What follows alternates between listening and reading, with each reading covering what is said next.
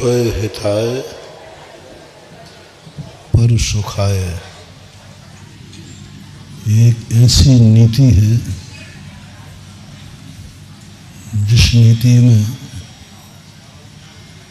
सारे संसार के धर्मों का सार छुपा हुआ है।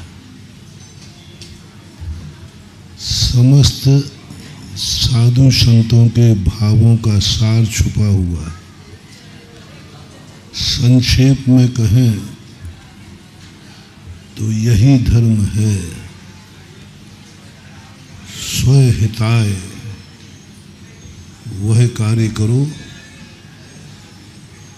जिसमें जगत का हित हो। सबसे पहले कितनी अच्छी बात उसमें कही।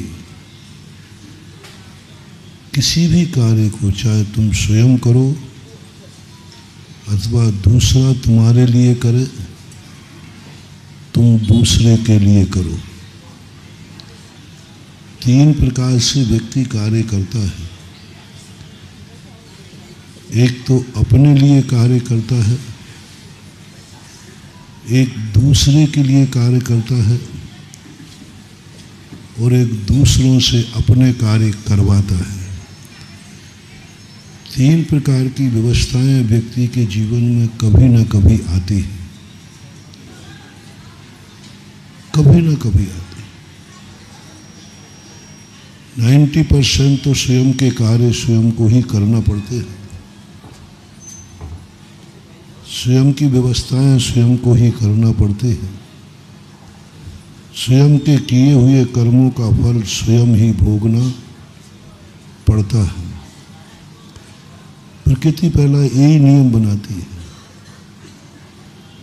अपने कार्य तुम स्वयं करो। और यही हम आपको विगत दिनों से बता रहे हैं कि अपनी ये भावना भाव कि मैं सेल्फ कब हूँ। जो कुछ भी करना है स्वयं करो, जो कुछ भी करना है स्वयं करो। स्वयं करने की ताकत डालो, पराधीन नहीं होना। हमारी आदत क्या पड़ गई है कि यदि हमें पर का सहयोग मिलता है तो हम सोचते हैं मिल रहा है सहयोग ले लो। लोन यदि मिल रहा है तो व्यक्ति नहीं चाहिए तो भी लेता है, मिल रहा है ले लो। कई लोग इसी में फंस जाते हैं। गवर्नमेंट से लोन योजना निकली है, अब जरूरत नहीं थी लेकिन निकली है तो ले लो, बस अब फंस गए बेटा। तो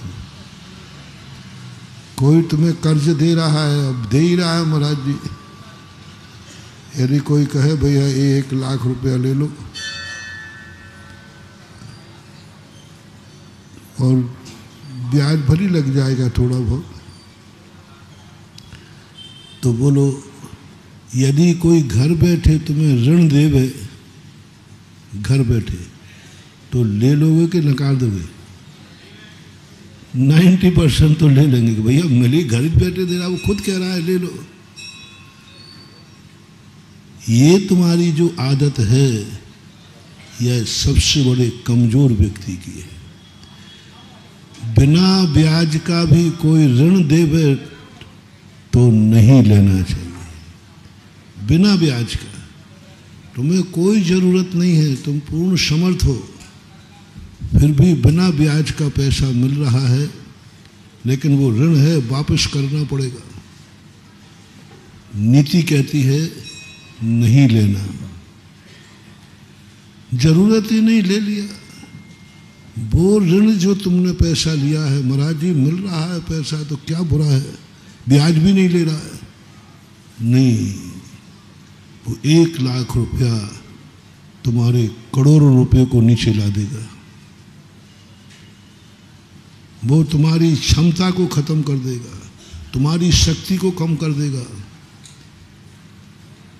तुम एक साल में 1 करोड़ से 2 करोड़ पे पहुंच सकते थे, लेकिन तुमने ऋण ले लिया मजबूरी में, मिल रहा था इसलिए, जरूरत नहीं थी, जरूरत नहीं थी, फिर भी तुमने ले लिया। तो 2 करोड़ तो जो होने वाली शक्ति थी तुम्हारी, वो शक्ति तो खत्म हो ही जाएगी, 1 करोड़ में भी 5 करोड़ रह जाएगा। इसलिए कभी भी कोई हमारा सहयोग वैसे ही कर रहा है, हमें जरूरत नहीं है, तो हाथ जोड़ना भैया, मुझे किसी की जरूरत नहीं है, जितना मेरा धंधा है उतना मेरे पास पूंजी है। अपनी स्वयं की पूंजी यदि पूर्ण है, कर्ज कब लेना? मजबूरी में, जब तुम समर्थ ही नहीं हो, तुम्हारे पास कुछ है ही नहीं, फिर कर्ज लेने में आपत्ति नहीं है। बात समझना, मजबूरी में बिना ऋण के हमारा काम चलेगा नहीं, बिना लोन के मकान बनेगा नहीं, बिना लोन के गाड़ी आएगी नहीं, दूसरा कोई उपाय ही नहीं है। तो ऋण ले लेना, वो मजबूरी में लिया हुआ ऋण तुम्हें समृद्ध बनाएगा। दूसरे की सहायता लेना बुरा नहीं है। यदि आपको फ्रैक्चर हुआ है तो ब्रोकर का सहारा ले रहे हो तो नुकसान है कि फायदा? फायदा है, क्योंकि मजबूर हो, और कोई हड्डी मड्डी नहीं टूटी है। अब ब्रोकर था तो हमने सोचा चलो ब्रोकर से चल लेते हैं, तो ध्यान रखना, जो चलने की ताकत थी वो भी गई चली जाए। बहुत अच्छा उदाहरण आ गया, मौके पे उदाहरण तो हमें इतने बढ़िया आ जाते हैं कि तुम्हारे मन में जितने प्रश्न चलते हैं उदाहरण से सब खत्म हो जाते। चलने की शक्ति थी, कोई जरूरत ही नहीं थी, लेकिन यूं बोकर रखा था, तुमने कहा चलो चलते। तुम अकेले चल सकते थे, लेकिन तुमने किसी की उंगली पकड़ ली। तो हमारी जो शक्ति है, चलने की स्पीड थी, वो बोकर हमें शक्तिहीन बना देगा। आप देखना, नहीं करना हो तो करके देख लेना।